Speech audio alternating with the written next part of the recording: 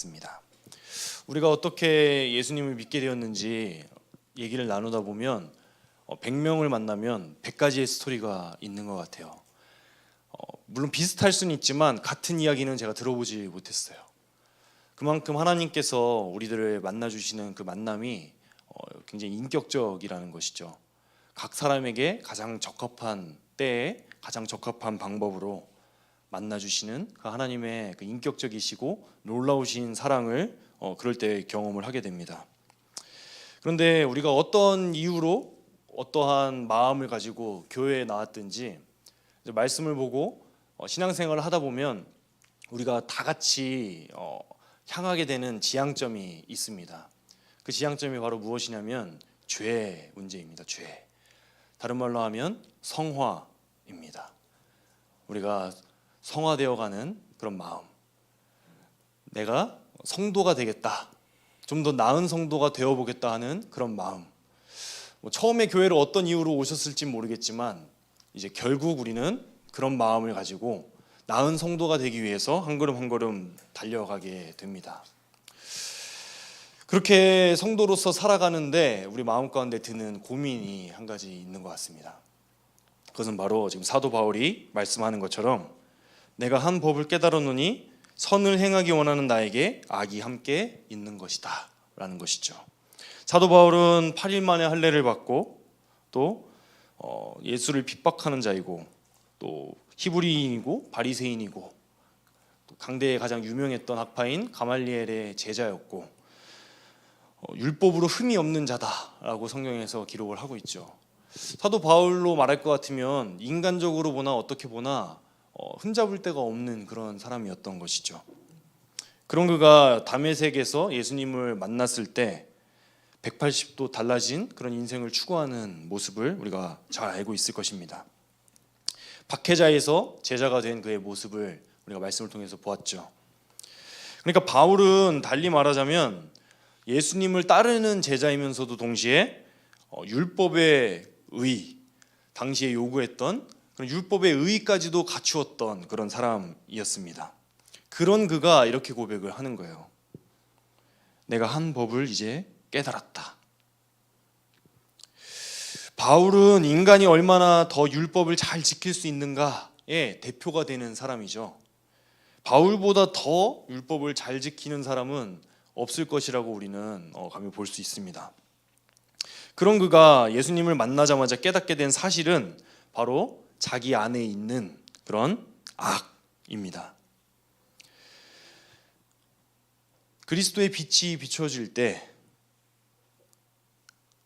자기는 죄가 없는 자라, 율법으로 흠이 없는 자라 여기며 살아왔던 그 자신의 모습이 이제 여실하게 드러나게 되는 것이죠. 그리스도의 선명한 빛 아래에서 어두운 그림자를 보게 되고 또 그 그림자를 어찌할 바 모르는 바울의 처지를 우리가 보게 됩니다. 바울이 그렇다면, 이 사도 바울이 그렇다면 우리는 어떨까요? 이 말씀을 보면서 우리 마음 가운데 드는 생각은 우리 또한 별반 다를 수 없겠구나 하는 그런 생각입니다. 한 가지 질문이 있습니다. 그 질문은 바로 무엇이냐면 왜 거듭난 나에게 악이 남아있을까 하는 것입니다. 저는 이게 참 제 안에서 오랫동안 해결되지 않았던 질문이었습니다. 예수님을 분명히 내가 믿었는데 예수님을 믿으면 그 즉시 하나님의 자녀가 되고 거듭났다고 하고 새 생명을 입었다고 하고 다른 사람이 되었다고 얘기를 하는데 왜 나는 여전히 죄 가운데에 있는가 하는 것이 저의 사춘기 시절 고민이었어요. 그 고민이 오랫동안 해결되지 않다가 이제 신학을 공부하면서 사실 좀 해결이 되었는데 그 부분에 대해서 오늘 조금 나눠보려고 합니다. 왜 거듭난 우리들에게 악이 남아있을까요? 라고 질문을 하는 것이 사실은 옳지 않다라는 생각이 들었어요. 그것은 너무도 자연스러운 일이기 때문에 그렇습니다. 바울도 그랬죠. 바울도 율법으로는 흠이 없다라고 했지만 그러나 자기 안에 있는 그 악을 지금 보고 있잖아요.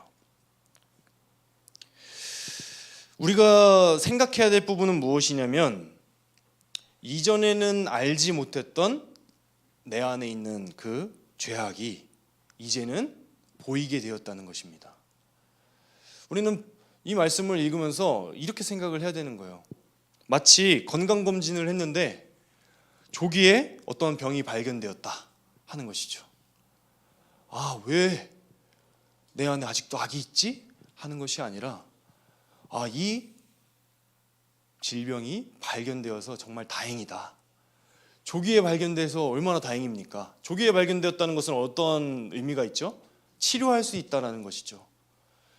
이 병이 조기에 발견되어서 치료해서 완치될 수 있듯이 죄악이 아직까지 내 안에서 발견되지 않았던 그 죄악이 이제 예수 그리스도를 통하여서 발견되어지고 그를 통하여서 이제 새로운 소망을 얻게 되었다라는 사실을 말씀 속에서 깨닫게 됩니다. 이전에는 몰랐던 죄악된 삶의 모습들 이제는 깨닫게 된 것이죠. 죄를 돌이키고 은혜를 구하면서 이제 하나님 앞에 나아갈 그런 소망을 얻게 된 것입니다. 이 깨달음을 얻은 자가 바로 바울입니다. 그러므로 내가 한 법을 깨달았노니 라고 말씀을 했죠. 깨달았다. 깨달았다는 말이 어떤 의미를 가지고 있을까요? 굉장히 특이한 병 중에 난치병이 한 가지가 있습니다. 제가 이 병을 들으면서 CRPS 이런 병이 있더라고요. 아마 CPRS였나요? CRPS였나요? 갑자기 헷갈리는데 그 병은 어떤 병이냐면 이제 통증이 너무 통각이 예민해져서 통증을 굉장히 크게 느끼는 그런 질병이에요. 바람만 맞아도 칼로 베이는 것처럼 그런 큰 고통을 느끼는 병이라고 합니다. 언제 그런 병이 생기는지 모른대요. 갑자기 느닷없이 생겨서 치료가 되지 않는 그런 불치병이라고 합니다. 그 병을 겪는 사람은 어떨까요? 늘 마취약을 투여를 해야 하고 마취약이 없이는 하루도 살기가 어려운 그런 질병이라고 합니다. 여러분, 제가 이런 병에 대해서 설명을 드리면 여러분 이 병에 대해서 깨닫는 바가 있으십니까? 없으시죠? 그런 병이 있구나 하시는 거죠. 그렇습니다. 깨닫는다는 것은 그런 정도의 수준이 아니에요. 그 병을 앓는 사람이 그 병을 깨닫는 것이죠. 그 병을 듣는 사람은 그 병에 대해서 깨달을 수가 없다는 거예요. 지금 바울이 한 법을 깨달았다라고 말씀을 하고 있는 이 부분은 무엇이냐면 자기가 이제 다메섹 도상에서 예수 그리스도를 만나서 이제 새 사람이 되었는데 그 새 사람 된 자기 안에 여전히 악이 남아있는 그 모습을 보면서 그 악에 대해서 정말 처절한 그런 몸부림을 치면서 내 안에 왜 이런 악이 남아있는가, 이 악을 어찌하면 좋을꼬 하면서 그 악을 전인격적으로 경험하고 느끼고 있는 이 모습이 바로 오늘 말씀 이 깨달았다 하는 그 한 단어에 포함된 의미입니다. 그래서 깨달았다는 것은 지식적으로 무언가를 들어서 알게 된 수준이 아니라 전인격적으로 내 자신이 그 어떠한 상황에 대해서 경험하는 그것에 대한 총체적인 지식을 말할 수 있습니다. 우리 안에 이러한 깨달음이 있는가 한번 생각을 해봤으면 좋겠습니다. 깨달은 마음이 있습니까? 한번 잠깐 생각을 해보셨으면 좋겠어요. 만약 예수님을 믿기 전과 믿은 후에 우리의 삶의 모습이 이전과 다름이 없고 우리의 죄성에 대한 이런 깨달음, 이런 몸부림이 없다면 우리는 한번 진지하게 생각을 해봐야 됩니다. 내가 과연 정말로 은혜 받은 성도인가? 내가 정말 하나님의 구원을 받은 성도인가? 그리고 하나님께 간구하셔야 돼요. 하나님, 저에게도 사도 바울과 같은 깨달음을 주십시오. 내 안에 죄를 깨닫게 하시고 돌이켜 회개할 수 있는 은혜를 주십시오. 그렇게 하나님께 간구해야 됩니다. 왜냐하면 죄의 속성 때문에 그렇습니다. 죄는 어떤 속성을 갖고 있는지 아십니까? 죄는 속이고 대적하는 그런 속성이 있습니다. 23절 말씀해 보니까 사도 바울은 이제 자기 마음속에서 전쟁하는 두 법을 보게 됩니다. 내 지체 속에서 한 다른 법이 내 마음의 법과 싸워 내 지체 속에 있는 죄의 법으로 나를 사로잡는 것을 보는도다. 마음 안에 있는 그 두 가지 법이 서로 지금 전쟁을 하고 있는 것이죠. 얼마나 강력하기에 사도 바울이 법이라고 얘기를 할까요? 법칙 뭐 이런 의미인데, 아침에 해가 뜨고 저녁에 달이 뜨는 것, 이런 게 법칙이죠. 봄이 가고 여름이 오는 것. 요즘에는 그렇지 않죠? 요즘엔 뭐라고 합니까? 봄, 여름, 가을이 없어졌잖아요. 요즘에 뭐라고 하는지 아세요? 여름 겨울이 있대요. 애들이 그러더라고요. 요즘에 봄, 가을이 없고 그냥 여름 겨울이 있다는 거예요. 요즘 애들이 참 창의적이죠. 그런 거예요. 제가 왜 어쩌다 이런 걸 했는지 모르겠는데 너무 졸리신 것 같아요. 저도 좀 졸린데 이해합니다. 네. 그렇다는 거죠. 그런 법칙이 바로 법이에요. 법. 그러니까 변하지 않고 당연히 그렇게 오는 것. 근데 우리 마음속에 있는 것들이 법칙이라고 사도 바울이 지금 말씀을 하고 있는 거예요. 두 가지 법칙. 한 가지는 하나님을 향한 법칙, 한 가지는 세상을 향한 법칙이 있다라는 것이죠. 그 두 가지가 우리 마음속에서 늘 싸우고 있는데, 그 싸움이 없다면 우리 스스로 한번 생각을 해봐야 된다는 거예요. 둘 중에 하나입니다. 나에게 믿음이 없거나, 아니면 지금 내가 죄에 속아 넘어가고 있거나. 죄에 대한 싸움이 있으십니까? 있으시다면 우리는 하늘을 바라보고 있는 성도라고 할 수가 있는 거예요. 제가 이 말씀을 생각하면서 옛날에 초등학교 때 교실에서 있었던 일이 생각이 났어요.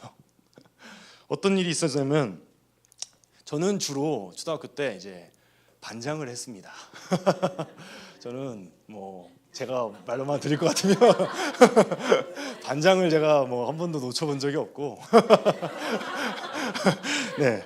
근데 선생님이 자리를 비우실 때 이제 반장이 일을 잘하니까 반장한테 이제 반을 맡겨놓고 가셨어요. 자, 교실에서 떠드는 친구들 있으면 칠판에다가 이름 적어 시키시잖아요. 그러면서 꼭 뒤에다 한마디를 더 붙이시죠. 아무도 안 적으면 너가 혼나. 그럼 뭐예요?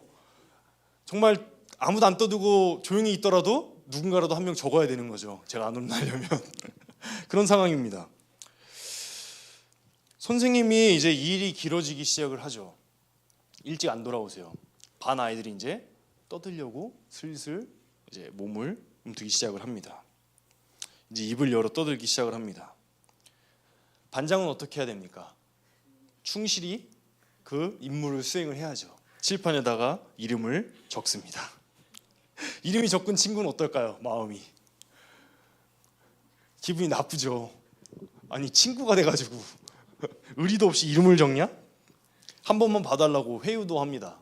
그리고 칠판에 이름을 지우려고 실갱이도 하고 그러죠.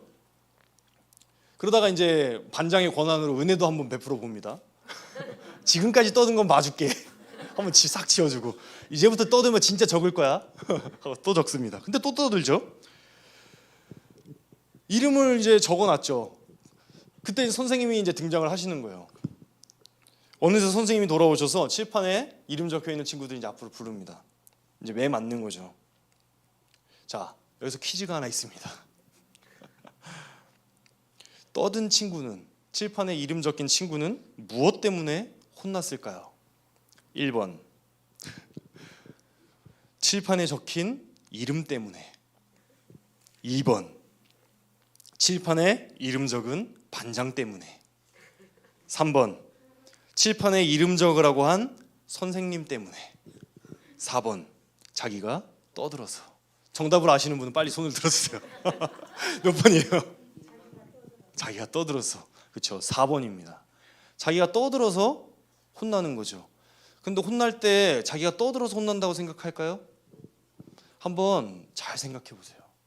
우리가 지금 다른 사람 이야기로 이렇게 별로 우습지 않은 이야기로, 편안한 이야기로, 쉬운 이야기로 하니까 4번이라고 얘기할 수 있겠지만, 우리 현실 속에서 이런 상황을 맞닥뜨렸을 때 우리 마음이 어떻냐고요. 막상 우리가 이 상황을 경험하는 상황이라면 우리의 마음이 내가 떠들었기 때문에 내가 혼난다라고 생각을 할까요? 그렇지가 않다는 거예요. 우리가 스스로 죄인이라는 사실 깨닫지 못하거나 듣더라도 인정하지 못하는 그런 상황이 되는 것은 무엇이냐면 바로 죄는 속이기 때문이에요. 죄는 속입니다. 무엇을 속일까요? 잘 들으셔야 돼요. 무엇을 속일까요? 죄가 죄라는 사실을 속입니다. 무슨 의미입니까? 이건 죄가 아니야. 이 정도는 누구나 다 해. 다 같이 무단횡단하는데 나만 서 있으면 뭐해? 그런 거죠. 죄는 속입니다. 그래서 내가 죄를 짓지 않았다라고 착각하게 만들고, 그리고 다른 사람을 탓하도록 만들고, 그것을 인정하지 않도록 만드는 것이 바로 죄라는 거예요. 이번 겨울 성경학교에서 유치동부에서 철로 역정을 했습니다. 그때 이제 복음을 전하는 시간이 잠깐 있었는데 한 선생님이 이제 후일담을 들려주셨어요. 제가 말씀 준비하다 그게 기억이 났습니다. 아이들에게 우리는 죄인이에요라고 시키면은 잘 따라한다는 거예요. 우리는 죄인이야. 네, 맞아요. 우리는 죄인이에요. 그런데 나는 죄인이에요라고 시키면 잘 따라한다 못한다? 안 한다는 거예요. 그래서 나는 죄인이에요라는 고백을 하기까지 이끄시기가 굉장히 힘드셨다라는 그런 얘기를 들었습니다. 우리는 인정할 수가 없어요. 우리는 교회에 다니면서 많이 들어서 우리는 죄인이야. 우리 죄 때문에 예수님이 죽으셨어. 그 죄를 해결하시기 위해서 그 고난을 당하셨어. 말씀을 들을 때 죄인이지. 그렇게 알고는 있지만 실제로 그런 상황에 딱 맞닥뜨릴 때 내가 나의 죄인됨을 인정해야 되는 그런 상황에 딱 처했을 때는 우리는 죄인이야. 나는 아니야. 그런 속마음이 우리 가운데 있다는 거예요. 죄는 그렇게 우리를 속입니다. 어떻게 속이느냐? 이건 너의 잘못이 아니야. 이건 어쩔 수가 없었던 거야. 상황이 그랬잖아. 탓하고 핑계하도록 우리를 속입니다. 사람을 탓하게 만들죠. 쟤 때문에 어쩔 수 없이 이렇게 된 거야. 저 같은 경우에는 운전을 하다가 갑자기 앞에서 끼어들었어. 저 끼어든 사람이 잘못한 거죠. 제가 그때 어떤 욕을 했는지는 비밀이에요. 하나님만 아십니다. 탓하는 거죠. 환경을 탓합니다. 내가 이런 환경만 아니었어도 이렇게 되진 않았을 거야. 환경을 탓하죠. 심지어 오늘 본문에서는 율법을 탓합니다. 바울이 말하죠. 율법이 죄냐? 아니다. 율법은 선하다. 율법은 우리에게 죄를 알려줘. 율법도 탓하는 사람들이에요. 우리는 또 누구도 탓하는 줄 아십니까? 하나님도 탓하세요. 어떻게 제 대본을 보고 계신 건지 하나님조차도 우리는 탓한다는 거예요. 그게 바로 죄의 속성이에요. 그게 우리의 마음속에 있는 하나님을 향한 그 법과 세상을 향한 그 법, 그 두 가지가 우리 마음속에서 늘 싸우고 있다는 이 바울의 깨달음이 우리가 바로 깨닫는 그 깨달음이라는 사실을 기억을 하셔야 됩니다. 교회 역사 속에서 이제 잘못된 대답들을 이 질문에 대한 해답으로 내놓기도 해요. 영은 선하고 육은 악하다 하는 대답이죠. 이것을 어려운 말로 이원론이라고 합니다. 영육 이원론이라고도 하는 이원론인데 사도 바울이 전해 주셨던 이 말씀까지도 이제 이렇게 이원론적으로 해석을 하기도 해요. 영은 선한데 악한 육신에 갇혀 있어서 육신을 잘 통제해서 죄를 짓지 않도록 하든지, 아니면 어차피 육신은 타락했고 육신은 더러운 것이니까 육신으로 짓는 죄는 아무것도 아니야 라고 한다든지. 그래서 두 갈래로 나타나게 됩니다. 하나는 금욕주의고 하나는 쾌락주의라는 거예요. 죄를, 나의 죄됨을 인정하지 않고 그것을 인간의 지성으로 이해하고 또 소화시켜 보려고 했던 결과가 무엇이냐면 바로 금욕주의거나 쾌락주의라는 거예요. 약한 육신을 통제해서 죄를 짓지 않도록 하기 위한 노력, 금욕주의죠. 육신은 이미 틀렸어. 우리가 나중에 영혼이 육신에서 탈출할 때 그게 바로 구원이야. 육신은 어차피 생긴 대로 살면 돼 하는 쾌락주의. 이렇게 죄가 죄됨을 인정하지 못하도록 죄는 끊임없이 우리를 속이고 우리를 기만합니다. 그리고 우리가 스스로 죄인됨이 드러나지 않도록 감추이는 그런 일들을 하죠. 음주운전이 갑자기 생각이 났어요. 음주운전. 여러분, 음주운전 하면은 우리나라에서는 최근까지는 솜방망이 처벌을 받았죠. 음주는 누가 했습니까? 사람이 했죠. 그런데 그 사람에게 처벌이 굉장히 가벼웠었습니다. 술이 죄지 사람이 죄냐 하는 것이죠. 술에 취해서 어쩔 수가 없었다는 거예요. 동성애는 어떻습니까? 오늘날에는 많은 분들이 이제 알고 계시죠. 동성애가 유전입니까? 아닙니까? 아니죠. 많이 알고 계세요. 예전에는 많이 몰랐습니다. 그때 동성애자들이 호소했던 호소가 어떤 호소인지 혹시 아십니까? 유전이다. 타고나기를 그렇게 타고났다. 이렇게 태어났는데 어떡하냐 했던 거예요. 죄가 죄됨을 끊임없이 감추는 것, 속이고 기만하는 것, 그것이 죄인지 깨닫게 하지 못하는 것, 그래서 그것으로 핑계 삼고 면죄부 삼게 하는 것이 바로 죄라는 거예요. 죄는 그렇게 속입니다. 잘 생각해 보시길 바래요. 우리가 한번 잘 생각을 해봐야 됩니다. 우리가 죄 가운데 있을 때 그것이 죄가 아니라고 타협하는 일들이 얼마나 많이 있습니까? 이 정도는 괜찮을 때가 얼마나 많이 있냐고요. 그렇지 않습니까? 그렇기 때문에 깨달음, 내 안에 이 두 가지 법이 있다라는 사실을 깨닫는 것 자체가 굉장히 큰 은혜라는 거예요. 죄가 죄라는 사실을 깨닫는 것, 내 안에 이러한 더러운 것들이 있다는 사실을 깨닫는 것, 그것이 얼마나 큰 은혜인 줄을 모릅니다.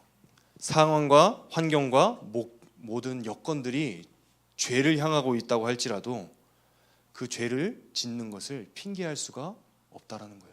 그 죄를 짓는 것은 누구기 때문에? 바로 나이기 때문이에요. 존 오웬이라는 이제 청교도 목사님이 한 분 계십니다. 죄에 대해서 굉장히 깊은 통찰을 가지고 계신데, 제가 이런 질문을 가지고 있을 때, 그러니까 나는 예수님을 믿는데 왜 아직도 죄 가운데 있지? 하는 그 질문을 가지고 있을 때 이분을 통해서 사실은 대답을 얻었어요. 죄에 대해서 굉장히 깊은 통찰들을 가지고 계신데, 영의 생각과 육신의 생각, 죄의 죽임, 신자 안에 내재하는 죄, 이런 여러 가지 죄에 대한 논문들을 펴신 분이에요. 이 존 오웬이 이런 논문들에서 우리에게 이 죄에 속지 말 것을 권면하면서 이런 말씀을 우리에게 해주고 있습니다. 죄는 어디로부터 나오는가? 죄는 인간의 마음으로부터 나온다. 인간의 마음은 무엇으로 되어 있습니까? 지성과 감성과 의지로 되어 있다. 그러므로 마음이라는 것은 무엇입니까? 인간의 총체적 인간을 말한다. 지성은 어떤 역할을 합니까? 이것을 해야 하는가, 하지 말아야 하는가를 결정한다. 감정은 어떤 역할을 합니까? 그 일을 좋아하거나 싫어하거나 혹은 찬성하거나 반대하는 역할을 한다. 의지는 어떤 역할을 합니까? 이것을 할지 말지 결정을 한다. 거짓말을 했다면 우리가 우리의 지정의를 가지고 어떻게 사용을 했느냐? 나의 지성이 그 거짓말을 해야 한다고 판단한 것이고, 나의 감정이 거짓말에 동의했으며 나의 의지가 거짓말하기로 결정했다라는 거예요. 상황과 여건과 환경이 어떠했든지 상관없이 죄는 나의 의지를 가지고 나의 전인격적인 총체적인 그 의지로서 나의 마음이 그렇게 짓기로 결정을 했다라는 거예요. 이에 덧붙여서 존 오웬이 한 가지 덧붙입니다. 바로 양심이라는 거예요. 양심. 우리가 그렇게 죄를 지으려고 할 때 그때 우리의 마음 가운데 들려지는 그 양심, 하나님의 말씀이 우리 가운데 들리는데 그 들리는 음성을 우리가 무시했다라고 존 오웬은 말씀합니다. 그렇기 때문에 내 속의 악을 깨닫는 것이 은혜라는 거예요. 은혜. 이렇게 우리는 우리 자신도 모르는 사이에 죄를 범하고 있고 나도 속이고 있고 하나님조차도 속이려고 하고 있는 그런 죄악된 인간들인데, 그 나의 죄악됨을 깨닫는 것이 얼마나 큰 은혜입니까? 우리의 죄악됨을 깨닫는 것이 우리를 절망 가운데로 인도합니까? 그렇지 않죠. 우리의 죄악됨을 깨닫는 것은 우리를 영원한 생명으로 인도하기 때문에 그것이 은혜라는 거예요.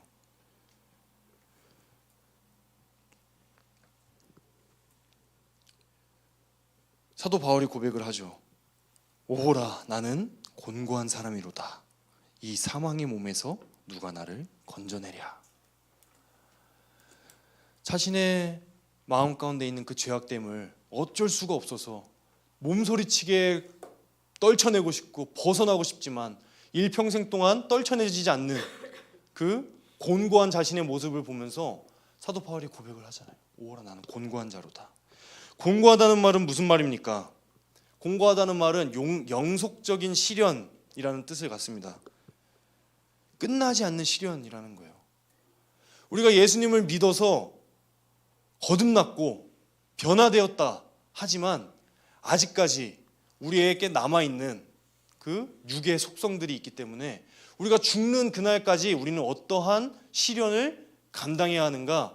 끝나지 않는 시련을 감당해야 한다는 거예요. 그것이 바로 성도다라고 사도 바울이 우리에게 말씀을 하고 있는 것입니다. 그러므로 제가 여러분들에게 사실 드리고 싶은 말씀은 이것이었어요. 어떤 것이냐면, 가끔 얘기를 하다 보면 자신의 죄 가운데 빠져 하나님을 의심하고 자기의 믿음을 의심하는 그런 분들이 계시더라고요. 저와 같이 내가 구원받지 못한 것은 아닐까 하는 그런 염려에 빠져 계신 분들도 계시더라고요. 그러나 그것이 지극히 정상이라는 사실을 알려드리고 싶었어요. 우리 그리스도인들은 두 다리를 땅에 딛고 하늘을 바라보면서 사는 사람들이라는 사실을 알려드리고 싶었어요. 그것이 지금 사도 바울이 우리에게 주고 있는 말씀입니다. 우리는 두 발을 땅에 딛고 살아갑니다. 점프를 뛰면 몇 초를 뛸 수 있을까요? 3초를 못 뛰죠. 마이클 조던도 3초를 못 떠 있다고 합니다. 우리가 두 발을 땅에 딛고 사는 한 우리는 땅의 영향을 받을 수밖에 없습니다. 죄악된 세상 가운데 사는 한 세상의 악한 영향을 받을 수밖에 없습니다. 하나님을 사랑하는 그 마음과 그 마음을 대적하는 그 악한 마음이 우리 마음 가운데에서 우리 안에서 발견되는 것, 그것이 바로 우리의 현실이라는 거예요. 그것이 바로 성도의 모습이라는 거예요. 그래서 우리의 입에서 나오는 고백은 어떤 고백이냐면 바로 오호라, 나는 곤고한 자로다 하는 고백이에요. 그러나 우리에게는 약속이 있죠. 우리는 그저 기약 없는, 끝없는 그런 고난이 기다리고 있는 것이 아니라 우리에게 끝이 있고 영원한 생명이 있는 약속이 있습니다. 로마서 8장 1절 말씀인데요. 제가 읽어드릴게요. 그러므로 이제 그리스도 예수 안에 있는 자에게는 결코 정죄함이 없나니. 우리의 어떠함, 우리의 의로 인해서가 아니라 그리스도의 십자가 고난으로 말미암아서 우리의 죄는 더 이상 정죄받지 않게 되었다는 거예요. 여기서 정죄라는 말은 죄가 없어졌다라는 의미가 아니라 죄를 죄라고 인정하지 않는다라는 말이에요. 예수 그리스도께서 우리의 죄를 대신하여 짊어지셨기 때문에 우리는 비록 죄인이지만 그럼에도 불구하고 그 죄값은 이미 치러졌기 때문에 너희는 이제 죄인이 아니다라고 인정을 해주시겠다라는 그런 말씀인 거예요.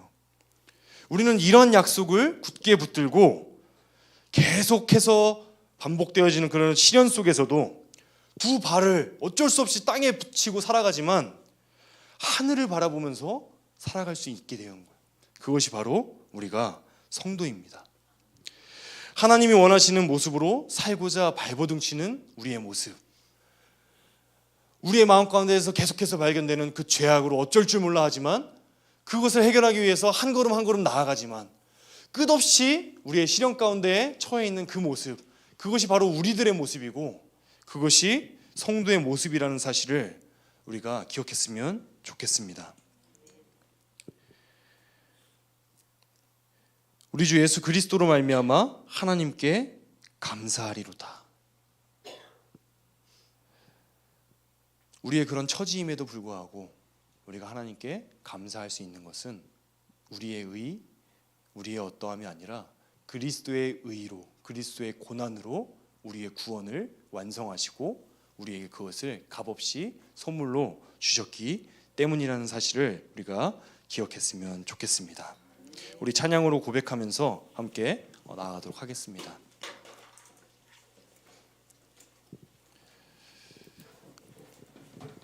우리 마음을 담아서 함께 고백했으면 좋겠어요.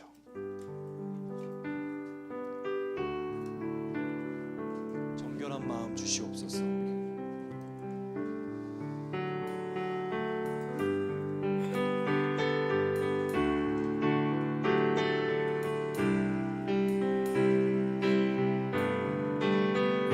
정결한 마음 주시옵소서. 오 주님, 정직한 영을 새롭게 하소서. 정결한 마음 주시옵소서. 오 주님, 정직한 영을 새롭게 하소서. 나를 주님 앞에서 멀리 하지 마시고 주의 성령을 거두지 마옵소서. 그 구원의 기쁨 다시 회복시켜시고 변치 않는 마음 내 안에 주소서. 정결한 마음 주시옵소서. 정결한 마음 주시옵소서. 오 주님, 정직한 영을 새롭게 하소서. 정결한 마음 주시옵소서. 오 주님, 정직한 영을 새롭게 하소서. 나를 주님 앞에서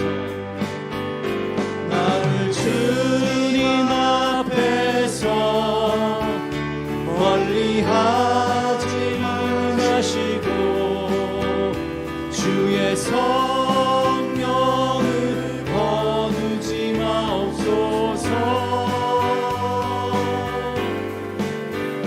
그 구원의 기쁨 다시 회복시키시고 변치 않는 마음 내 안에 주소서. 나를 주님 앞에서 멀리 하지 마시고 나를 주님 앞에서 멀리 하지 마시고 주의 성령을 거두지 마옵소서. 그 구원의 기쁨 다시 회복시키시고 변치 않는 마음 내 안에 주소서. 변치 않는 마음 내 안에, 변치 않는 마음 내 안에 주소서.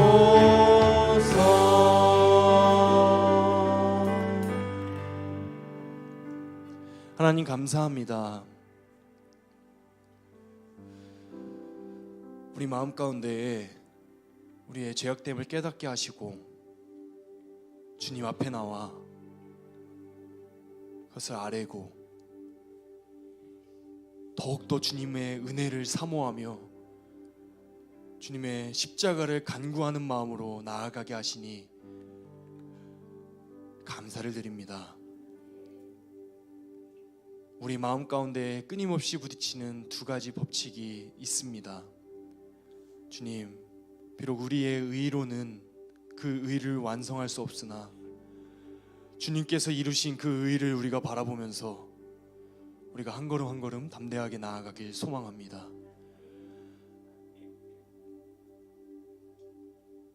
주님께서 부어주신 그 은혜를 감사함으로 받으며 이 땅 가운데 살아가는 동안 비록 우리의 현실이 주님 보시기에 부족한다 느껴질지라도 내어놓을 곳이 없고 보잘것없다 여겨질지라도 스스로 절망 가운데 낙심 가운데 빠지는 것이 아니라 그런 순간에 오히려 하나님을 더욱더 찾고 예수님의 십자가를 더욱더 붙들며 나아가는 우리 모두가 되어질 수 있도록 주님 은혜를 베풀어 주시옵소서. 우리에게 고난주간을 허락하시니 감사합니다. 우리의 365일 1년 12달을 늘 주님의 고난을 묵상하며 매 주일 가운데 나아가야 하지만 우리의 삶이 바빠서 우리의 현실이 그렇지 못해서 이렇게 특별히 고난주간을 정해 주님의 고난을 묵상합니다. 이 기간 동안이라도 정말 주님의 깊으신 그 고난의 뜻을 우리가 기억하게 하시고 그 고난에 동참하게 하시고 나의 육신을 쳐 그 말씀 가운데 복종시키는 그런 순종의 모습으로 나아가는 우리 모두가 되어질 수 있도록 주님 축복하여 주시옵소서. 그러할 때 주님의 부활의 기쁨을 우리에게 맛보게 하시고 더 큰 은혜를 누릴 수 있는 우리 모든 한꿈 성도님들이 다 될 수 있도록 주님 축복하여 주옵소서. 감사드리며 사랑 많으신 예수 그리스도 이름으로 기도했습니다. 아멘.